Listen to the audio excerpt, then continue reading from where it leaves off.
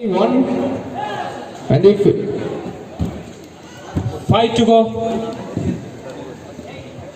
5 to go, 8 to get. Good bowling from Nima. Nima once again. Pitching one and it's a wide delivery. Extra.